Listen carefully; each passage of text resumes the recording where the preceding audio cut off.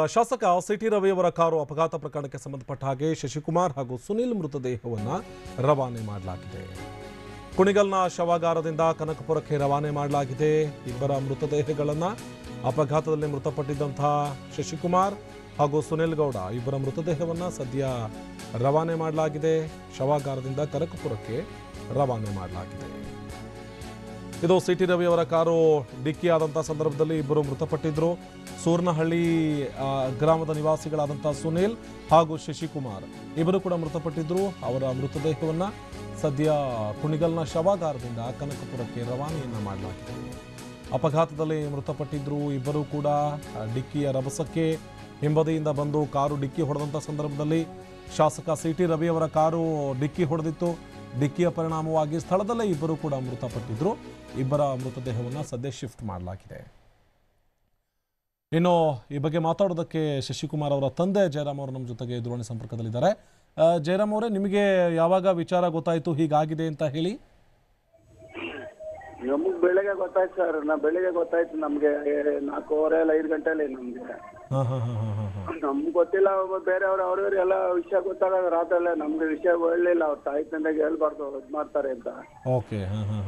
ಅವ್ರ ಅಮ್ಮನಿಗೆ ಸಾಯಂಕಾಲ ಸಂಜೆ ಫೋನ್ ಮಾಡಿದ್ದಾನೆ. ಇಲ್ಲಮ್ಮ ರಾತ್ರಿ ಈಗ ಹೊರಟಿದೀವಿ, ಪೂಜೆ ಮುಗಿಸ್ಕೊಂಡು ಹೊರಟಿದೀವಿ, ಇನ್ನೊಂದು ಬೆಳಿಗ್ಗೆ ಅವೆಲ್ಲ ಬಂದ್ಬಿಡ್ತೀವಿ, ನಂದು 1/2 ಗಂಟೆಲಿ ಅಂತೇನೋ ಅವ್ರ ಅಮ್ಮನಿಗೆ ಫೋನ್ ಮಾಡಿದಾರೆ ಅವ್ರ ತಾಯಿಗೆ. ಹಂಗಾಗಿ ನಾನು ಫೋನ್ ಮಾಡಿದಾಗ ಅವರು ಆಯ್ತು ಬರ್ತೀನಿ ಅಂತ ಹೇಳವ್ರ ಕಣ ಅಂತ ಅಂದ್ರು ನಮ್ಮ ಮೆಸೇಜ್. ನೋಡಿದ್ರೆ ಇವನು ರಿಸರ್ಚ್ ಮಾಡಕ್ಕೆ ಕಾರಲ್ಲಿ ಹೋಗಿದ್ರು 13 ಜನ. ಅವ್ರು ಮುಗಿಸ್ಕೊಂಡು ಬಂದವ್ರೆ. ಅಲ್ಲೆಲ್ಲ ರಿಸರ್ಚ್ ಮಾಡಕ್ಕೆ ಸೈಡ್ ಪಾರ್ಕಿಂಗ್ ಮಾಡಕ ಇವನು ರಿಸರ್ಚ್ ಮಾಡಕ್ ಇಳಿದವ್ರೆ. ಹೊಡ್ಕೊಂಡು ಹೋಗ್ಬಿಟ್ಟವನ ಸಿಟಿ ರವಿ ಅಂತ ಅವನು. ನೋಡಿ, ಅವ್ರು ದೊಡ್ಡ ದೊಡ್ಡ ಮಿನಿಸ್ಟ್ರಿಗಳು ಒಂದ್ ನ್ಯಾಯ, ಶ್ರೀಮಂತರು ಒಂದ್ ನ್ಯಾಯ. ಅದೇ ಯಾರೆಲ್ಲ ಬಡವ್ರು ಮಾಡಿಲ್ಲ ಗಂಟೆಲ್ಲ ಅರೆಸ್ಟ್ ಮಾಡಿ ಅವ್ರ ಮನೆಯೆಲ್ಲ ಒಕ್ಲಿಕ್ ಬಿಡೋರು. ನಿಜ. ಮಕ್ಕಳನ್ನು ಏನಾಗಿದ್ದಾರೆ ಅಂತ ನೋಡಿಲ್ಲ, ತಗೊಂಡೋಗ ಹಾಸ್ಪಿಟ್ಲ್ಗೆ ಮತ್ತೊಂದು ಮಾಡಿಲ್ಲ, ಬಿದ್ದಿತ್ತಂತ ಅಲ್ಲ ಏನೋ ಎಲ್ಲ ಟಿವಿಲೆಲ್ಲ ಹಾಕಿದಾರ. ಏನ್ ಸ್ವಾಮಿ ಕೇಳಿ. ಹೌದು ಅಲ್ಲ ಅಲ್ಲ ಅಟ್ಲೀಸ್ಟ್ ಆಸ್ಪತ್ರೆಗಾರು ಸೇರಿಸ್ಬೇಕಲ್ವಾ ಇಂಥ ಸಂದರ್ಭದಲ್ಲಿ? ಹೇಳಿ ಹೇಳಿ. ಬಡವ್ರೊಂದು ಮಕ್ಳು ಅಂದ್ಬಿಟ್ರೆ ಏನ್ ಮರೀಕ್ ಹೋಗಲ್ಲ ಕಟ್ಕೊಟ್ಟವ, ಏನು ಹೊಡೆದು ಬಿಸಾಕ್ಬಿಟ್ಟು ಹೊಂಟೋಗ್ಬಿಟ್ಟವನಲ್ಲ ಅವನು. ಪಾಪಿ ಮುಂಡೆ ಮಗನಿಗೆ ಏನ್ ಮನ್ಸತ್ವ ಇಲ್ಲ ಸರ್, ಮನ್ಸತ್ವ ಇಲ್ಲ ಮುಂಡೆ ಮಗನಿಗೆ. ಮುಂಡೆ ಮಗನಿಗೆ ಜನಗಳು ಓಟ್ ಹಾಕೋದಿಲ್ವ ಆ ಪಾಪಿ ಬಡ್ಡಿ ಮಕ್ಕಳಿಗೆ? ಬಡವ್ರಾಗ ಮಕ್ಕಳಾಗ ಹೊಡೆದು ಬಿಸಾಕ್ಬಿಟ್ಟು ಹೋಗ್ಬಿಟ್ರೆ ಏನ್ ಮಾಡುದು ಸ್ವಾಮಿ ಹೇಳಿ ನೀವೇ? ಅವ್ರಿಗೂ ನ್ಯಾಯ, ಬಡವ್ರಿಗೂ ನ್ಯಾಯ. ನಮಗೆ ಅವರು ಮನ್ಸರು, ನಾವು ಮನ್ಸರಲ್ಲ ಸ್ವಾಮಿ. ಹೌದು, ನಾವು ಏನೋ ಜೀವನ ಗುಡಿಸ್ಲು ಕಟ್ಕೊಂಡು ಜೀವನ ಮಾಡ್ತೀವಿ. ಅವ್ರು ಏನ್ ಮಾಡಕ್ಕ ನೆಮ್ಮದಿಯಾಗಿರ್ತಾರೆ. ನಾವು ಅಂಬ್ಲಿ ಕುಡಿದ್ರು ತುಪ್ಪನ ಉಂಡ್ರು ನಾವು ನೆಮ್ಮದಿ ಇರ್ತೀವಿ ಸ್ವಾಮಿ. ಈ ನೆಮ್ಮದಿ ಹಾಳು ಮಾಡಿದ್ನಲ್ಲ ಅವ್ನು ಯಾವತ್ ಸತ್ತಾನ ಸ್ವಾಮಿ ಆ ಪಾಪಿ ಮುಂಡೆ ಮಗ. ಯಾವತ್ ಸತ್ತಾನ? ನನ್ನ ಮಕ್ಕಳು ನಾನು ಹೊಡೆದು ನಾನು ಕೂಲಿಗೆ ತಪ್ಪನ್ನ ಮಾಡಿ ಲಾರಿ ಓಡಿಸಿ ಬಸ್ ಓಡಿಸಿ ಸಾಕ್ತೀನಿ ಸ್ವಾಮಿ. ನಾನು ಸಾಕ್ತೀನಿ ನನ್ನ ಮಕ್ಕಳ. ಅಯ್ಯೋ ದೇವ್ರೆ, ಇಬ್ಬರೇ ಗಂಡು ಮಕ್ಳು ಸ್ವಾಮಿ, ಇಬ್ಬರೇ ಗಂಡು ಮಕ್ಳು. ಇವನೇ 28 ವರ್ಷ. ಮದುವೆ ಮಾಡ್ಬೇಕು ಅಂತೆಲ್ಲ ನೋಡ್ತಾ ಇದೀವಿ ಸ್ವಾಮಿ. ಮದುವೆಯಲ್ಲಿ ಮಾಡೋ ಅವ್ನ ಬಾಯಿ ಮಣ್ಣಾಕ ಇಲ್ಲೇ ಮದುವೆ ಮಾಡ್ಬಿಟ್ಟ ಸ್ವಾಮಿ.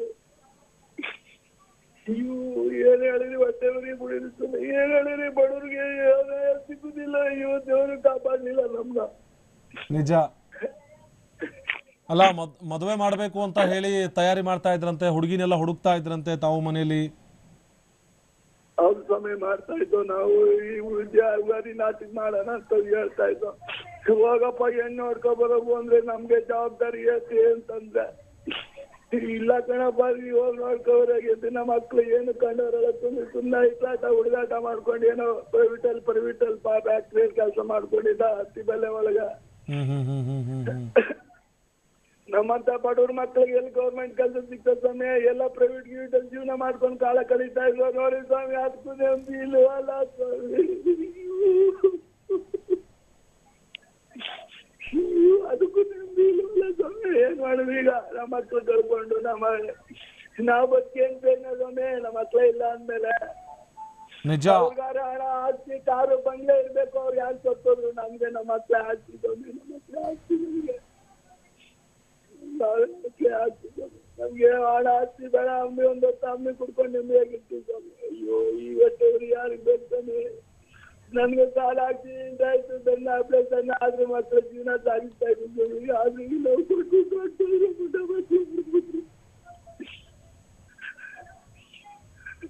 ನಿಜ.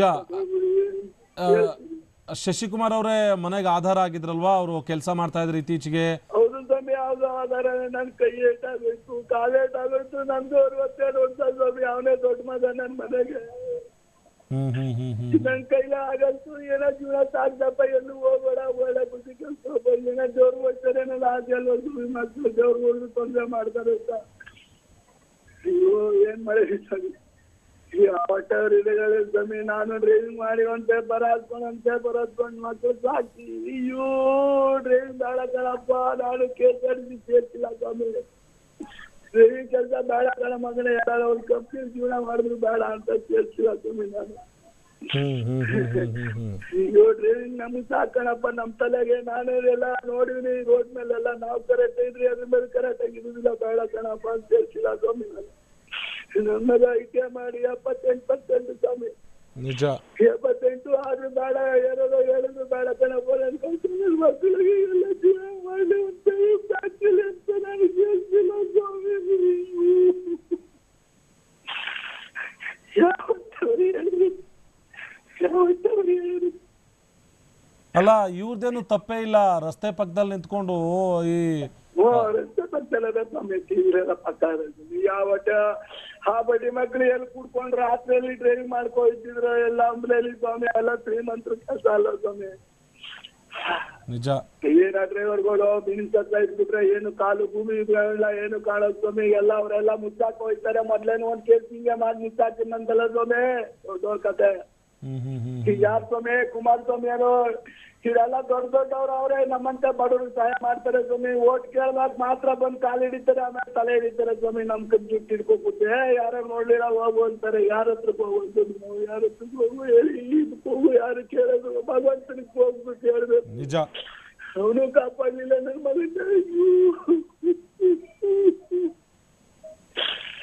ಅಯ್ಯೋ ಹರ್ನಾಡು ಶೃಂಗೇರಿ ಎಲ್ಲ ದೇವ್ರು ಮಾಡ್ಕೊಂಡ್ ಬಂದ. ದೇವ್ರು ಕಾಪಾಡಲಿಲ್ಲ ನನ್ನ ಮಕ್ಕ. ನಿಜ. ದೇವ್ರು ಕಾಪಾಡಲಿಲ್ಲ ಸ್ವಾಮಿ. ಏನ್ ಮಾಡಿ ಸ್ವಾಮಿ ನಮ್ಮವರ. ಅಲ್ಲ, ಇನ್ನೊಬ್ಬ ಸುನಿಲ್ ಗೌಡ ಏನಿದ್ದಾರೆ, ಅವರು ಕೂಡ ತಮಗೆ ಮಗ ಆಗ್ಬೇಕಲ್ಲ? ಅವನು ಇಲ್ಲ, ಅದೇ ನಮ್ಮವರೇ ಸ್ವಾಮಿ. ನಮ್ಮವರೇ, ನಮ್ಮ ಹುಡುಗನೇ ಅವನು. ಅವನು ಹಾಲೆಂಡ್ ಡೈರಿ ಸೆಕ್ರೆಟರಿ ಆಗಿದೆ ಸ್ವಾಮಿ. ಈಗ ತಾನೆ ಹಾಲೆಂಡ್ ಡೈರಿ ಓಪನ್ ಮಾಡಿ ಹೋರಾಡ್ಕೊಂಡು ಪಾಪ ಅವನು ಎಲ್ಲ ಓಡಿ ಮಾಡಿ. ಏನ್ ಮಾಡೋದ? ಮಕ್ಳುಗಳು ಹೇಳ್ದವ್ರ ಮಾತಾ ಕೇಳುದಿಲ್ಲ. ಬೇಡ ಕಂಡ್ರಪ್ಪ ಕೇಳಿಲ್ಲ. ಈಗ ನೋಡಿ ಪ್ರಾಣ ಕಳ್ಕೊಂಡ್ ಬಂದ್ರು. ಈಗ ನಮ್ದು ದುಃಖ ತಂದು ಹೊಟ್ಟೆಗ್ ಬಿಟ್ಟು ಏನೋ ಓದಿಸಿ ಏನೋ ಒಂದ್ 3 ಕಾಸು ಸಂಪಾದನೆ ಮಾಡ್ಕೊಂಡು ಜೀವನ ಮಾಡ್ರಪ್ಪ. ನಮ್ ಕಷ್ಟ ನಿಮ್ಗೆ ಬೇಡ, ಎಲ್ಲಾರ ಜೀವನ ಮಾಡ್ರಿ ಅಂತ ಅಂದ್ರಿ. ಹಿಂಗ್ ಮಾಡ್ಬೋದ್ರು. ಈಗ ನಮಗ್ ಇಸ್ಕೊಟ್ಟು ಹೋದ್ರು ಸ್ವಾಮಿ. ನಮ್ಗೆ ಹೊಟ್ಟೆವರಿಗೆ ಕೊಟ್ಬಿಟ್ಟು ಹೋದ್ರು. ಏನ್ ಮಾಡಿದ್ವಿ? ಯಾರ್ಗೆ ಹೇಳ್ತಾವ ನಮ್ ನೋವ? ನಿಜ. ಅಲ್ಲ ಅಲ್ಲ ಅಲ್ಲ ಅಲ್ಲ ಹಿಂಗೆ ಆಕ್ಸಿಡೆಂಟ್ ಆದಾಗ ಯಾರೋ ದಾರಿ ಹೋಗ್ರು ನಿಂತ್ಕೊಂಡು ಸಹಾಯ ಮಾಡ್ತಾರೆ. ಏನಾಯ್ತಲ್ಲಿ, ಏನು ಎತ್ತ ಅಂತ ಆಸ್ಪತ್ರೆಗೆ ಸೇರಿಸ್ತಾರೆ. ಇವರೇ ಅಪಘಾತ ಮಾಡಲಿಂದ ನೋಡ್ದಿರೋಂಗ್ ಹೋಗ್ತಾರೆ ಅಂದ್ರೆ ಏನ್ ಹೇಳ್ಬೇಕಿಂತ ಅವ್ರಿಗೆ ಅಂತ. ಇವನ್ನೇನು ಅವ್ನೇ ಕೊಂದ್ಬಿಡ್ತಿದ್ದ ಐಕ್ಳು. ಅವ್ರಿಗೆಲ್ಲ ಅವರು ಭಯ ಪಟ್ಕೊಂಡ್ಬಿಟ್ಟಾರೆ ಜೊತೆಲಿ ಹಿಂಗ ಆಗೋಗೋದೆ ಅಂತ. ಅವನೇ ನಿಂತ್ಕೊಂಡು ಏನಾರು ಒಂದ್ ವ್ಯವಸ್ಥೆ ಮಾಡಿ ಹೋಗೋದಾಯ್ತಲ್ಲ ಸ್ವಾಮಿ. ಅವನೇನ್ ಕಡ್ದಾಕ್ಬಿಡ್ತಿದ್ರ, ಕೊಂದಾಕ್ಬಿಡ್ತಿದ್ರು ಐಕ್ಳುಗಳು ಇವ ರೋಡಲ್ಲಿ. ಬಿಟ್ಬಿಟ್ಟು ಕಾರ ಅಲ್ಲೇ ಬಿಟ್ಬಿಟ್ಟು ಬೇರೆ ಕಡೆ ಆಲೆ ಹೋಗಿ ಚೆನ್ನೈಲಿ ಇದ್ದಾನೆ ಅಂತ ಸ್ವಾಮಿ. ಪಾಪಿ ಮುಂಡೆ ಮಗ ಚೆನ್ನೈಲಿ ಇದ್ದಾನಂತೆ ಸ್ವಾಮಿ. ಚೆನ್ನೈಲಿ ಒಂದ್ ಬಾಯಿ ಮುಂಡೆ ಹಾಕೋನು. ಎಂತ ನನ್ನ ಮಕ್ಳು ನೋಡಿ ಸ್ವಾಮಿ ಮಾತಾಡುವಾಗ ವಿಧಾನಸೌಧದಲ್ಲಿ ಏನು ಹರಿಶ್ಚಂದ್ರನಾಗ್ ಮಾತಾಡ್ತಾರೆ ಪಾಪಿ ಸೋಳ ಮಕ್ಳು. ಇಂತ ನಮ್ಮಂತ ಬಡವ್ರ ಮಕ್ಳು ಸಿಕ್ಕಿದ್ರೆ ಎಲ್ಲ ತಪ್ಪಿಸ್ಕೊಂತ ಇದ್ದಾರೆ ಸ್ವಾಮಿ. ಯಾರು ಕೇಳ್ತಾರೆ? ಏನು ಯಾರಿಗೂ ಗೊತ್ತಿಲ್ಲ ಮಿನಿಸ್ಟ್ರುಗಳಿಗೆ. ನಮ್ ಕೂಗ್ತಾ ಇಲ್ವೇ, ಕೇಳ್ತಾ ಇಲ್ವೇ ಸ್ವಾಮಿ? ಹೊಟ್ಟೆ ತೆಗಿತಾ ಇಲ್ವೇ? ನಾವು ಕಷ್ಟ ಬಿದ್ದು ಮಕ್ಕಳು ಸಾಕಿ ಕೇಸ್ ಮಾಡಿ ಪಾಪಿ ಮುಂದೆ ಮಕ್ಕಳು ಗೊತ್ತಾಗಕ್ಕೆ ಏನಪ್ಪ.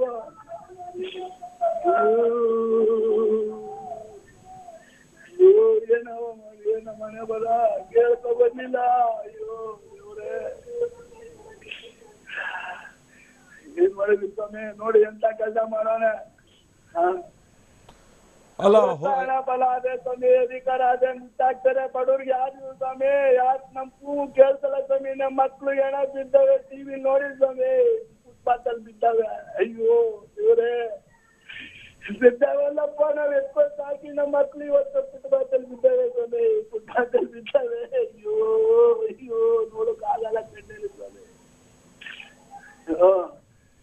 ಮಕ್ಕಳು ಒಂದಿನ ಹೊಡೆದ್ರೆ ಆಗೋದು ಕಣ್ಸ್ವಾಮಿ. ನಾವು ಬಂದು ಒಂದೇ ಕುತ್ಕೊಂಡು ಸಾಕೊಂಡು ಏನು ಪ್ರೈವೇಟ್ ಜೀವನ ಮಾಡ್ತೀವಿ, ಮಕ್ಕಳು ಇಲ್ಲ ಆಗದ ಸ್ವಾಮಿ. ಅಯ್ಯೋ ಏನಪ್ಪ ಮಾಡುವ ಹೇಳಿ ಸ್ವಾಮಿ. ನಿಜ ನಿಜ ನಿಜ. ಹೇಳಿ ಅಲ್ಲ ಅಟ್ಲೀಸ್ಟ್ ಹೇಳಿ ಸರ್. ಆಸ್ಪತ್ರೆಗಾದ್ರೂ ಸೇರಿಸ್ಬೇಕಿತ್ತು. ಅಲ್ಲಿ ಬೇರೆಯವ್ರಿಗೂ ಕೂಡ ಗಾಯಗಳಾಗಿದ್ವು. ಅಲ್ಲಿ ಯಾರೊಬ್ರು ವಿಡಿಯೋ ಮಾಡ್ಬೇಕಾದ್ರೆ ವಿಡಿಯೋ ಒಬ್ಬ ಕೈ ಕಾಲ ಮುರಿದೋಗಿದೆ ಅಂತ ಅವನು ಸೇರಿಸ್ಲಿಲ್ಲ. ಹೌದು, ವಿಡಿಯೋ ಮಾಡಕ್ ಹೋದ್ರೆ ಯಾಕೆ ವಿಡಿಯೋ ಮಾಡ್ತಿದ್ಯಾ ಅಂತ ಧಮಕಿ ಹಾಕುತ್ತಿದ್ರಂತೆ. ಹಾ ನೋಡಿ ಯಾವ ತರ ಮಾಡವನೆ ಅಂತ. ಇವ್ರು ಯಾರು ಇಲ್ವಾ ಸ್ವಾಮಿ ಮಿನಿಸ್ಟರ್ಗಳು? ಅಪ್ಪ ಎದ್ದಾರೆ ಕುಮಾರಸ್ವಾಮಿ, DK ಇವರೆಲ್ಲ ಡೆಲ್ಲಿ ಲೆವೆಲ್ ಹೋಗಿ ಟೇಬಲ್ ಕೊಡ್ತಾರೆ. ಇಂಥ ನನ್ನ ಮಕ್ಕಳು ಹೋಗಿ ಕುಟ್ಟದಾಗಲ್ಲ ಸ್ವಾಮಿ. ನಮ್ಮ ಬಡವ್ರಿಗೆ ನಾವು ಹೇಳಿ ಅವ್ರ ಹಣ ಕೇಳಿಲ್ಲ. ನನ್ನ ಮಗನ ನ್ಯಾಯ ಕೊಡ್ತೀರಿ ಸ್ವರ್ಗದಲ್ಲ ಸಾಯುವ ಸ್ವಾಮಿ. ನನ್ನ ಮಗನಿಗೆ ನ್ಯಾಯ ಕೊಡ್ತೀವಿ ಸ್ವಾಮಿ, ನೀವಾರ ಕೊಡ್ತಿ. ನನ್ಗೆ ಹಣ ಕಾಜಿ ಬರೋದು, ನನ್ಗೇನು ಬೇಡ, ನನ್ನ ಮಗ ಬೇಕು.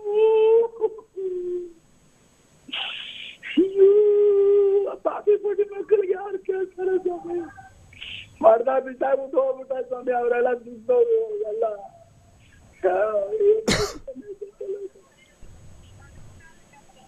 ಹೇಳಿ ಸ್ವಾಮಿ ಏನ್ ಹೇಳುವ, ಯಾವ ಹೇಳುವ.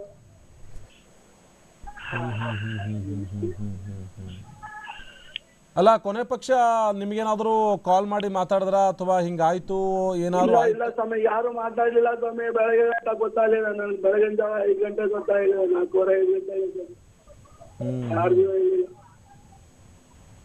ನಮ್ಮ ಮಗನ ನಂಬರ್ ಫೋನಲ್ಲಿ ನಮ್ಮ ನಂಬರ್ ಎಲ್ಲ ಇತ್ತು. ನಮ್ದು, ನಮ್ಮ ಅಮ್ಮಂದು, ನಮ್ಮ ಹೆಂಗಸರ್ದು, ನಮ್ಮ ಎಲ್ಲ ಇತ್ತು. ನಮ್ಮ ಮಗಂದು ಇನ್ನೊಬ್ಬ ಚಿಕ್ಕ ಮಗಂದು ಇತ್ತು ಸ್ವಾಮಿ. ಓಕೆ ಓಕೆ, ಧನ್ಯವಾದ ಜಯರಾಮ್ ಅವರೇ ಇಷ್ಟೊತ್ತು ಟಿವಿನ ಜೊತೆ ಮಾತಾಡಿದ್ದಕ್ಕೆ. ಇದು ಹೆತ್ತ ಕರುಳು, ಇದು ಪೋಷಕರ ಕರುಳು. ಕರುಳು ಹಿಂಡೋ ರೀತಿಯಲ್ಲಿ ಮಾತನಾಡ್ತಾ ಇದ್ರು. ಒಂದೇಟು ಹೊಡಿಲಿಲ್ಲ, ಒಂದೇಟು ಬಡಿಲಿಲ್ಲ, ಏನೋ ಕೂಲಿ ನಾಲಿ ಮಾಡೋ, ಹೊಟ್ಟೆ ಬಟ್ಟೆ ಕಟ್ಟಿಯೋ ಮಗನನ್ನು ಬೆಳೆಸಿದ್ದೆ. ಈಗ ಅದೇ ಮಗನೇ ಆಸರೆ ಆಗಿದ್ದ. ಯಾವುದೋ ಕಂಪನಿನಲ್ಲಿ ಕೆಲಸ ಮಾಡ್ತಾ ಇದ್ದ. ನೀನೆಲ್ಲೂ ಹೋಗ್ಬೇಡ ಕೆಲಸಕ್ಕೆ, ಮನೇಲಿರು ಅಂತ ಬೇರೆ ಹೇಳಿದ್ದ. ಅದೇ ಮಗನ ದುಡಿಮೆನ ನೆಚ್ಕೊಂಡು ನಾವು ಜೀವನ ಮಾಡ್ತಾ ಇದ್ವಿ. ಈಗ ರಸ್ತೆನಲ್ಲಿ ಆತ ಸಾವನ್ನಪ್ಪಿರೋದು ಇಡೀ ನಮ್ಮ ಕುಟುಂಬಕ್ಕೆ ಒಂದು ಬರಸಿಡಿಲು ಅನ್ನುವಂಥ ಮಾತುಗಳನ್ನು ಮೃತಪಟ್ಟಿರುವಂಥ ಶಶಿಕುಮಾರ್ ಅವರ ಪೋಷಕ ತಂದೆ ಜಯರಾಮ್ ಅವರು ಹೇಳ್ತಾ ಇದ್ರು. ಇಂಥ ಘಟನೆ ನಡೆದಂಥ ಸಂದರ್ಭದಲ್ಲೂ ಕೂಡ ಜನನಾಯಕ ಅನ್ನಿಸ್ಕೊಂಡಂಥವ್ರಿಗೆ ಮಾನವೀಯತೆ ಇರೋದಿಲ್ವಾ? ಅದು ಹೇಗೆ ಅಲ್ಲಿಂದ ಹೋದರು? ಅಟ್ಲೀಸ್ಟ್ ಗಾಯಾಳುಗಳನ್ನು ಆಸ್ಪತ್ರೆಗಾದರೂ ಸೇರಿಸಬೇಕಿತ್ತು. ಇಂಥ ಒಂದಷ್ಟು ಪ್ರಶ್ನೆಗಳನ್ನು ಅವರ ಪೋಷಕರು ಎತ್ತುತ್ತಾ ಇದ್ರು. ಅಷ್ಟೇ ಅಲ್ಲದೆ ನ್ಯಾಯ ಸಿಗಬೇಕು. ನಿಜವಾಗ್ಲೂ ಕೂಡ ಪ್ರಕರಣದಲ್ಲಿ ಯಾರು ತಪ್ಪಿತಸ್ಥರಿದ್ದಾರೋ ಅವರ ವಿರುದ್ಧ ಕಠಿಣ ಕ್ರಮ ಆಗಬೇಕು ಅನ್ನುವಂಥ ಒತ್ತಾಯವನ್ನು ಜಯರಾಮ್ ಮಾಡ್ತಾ ಇದ್ರು.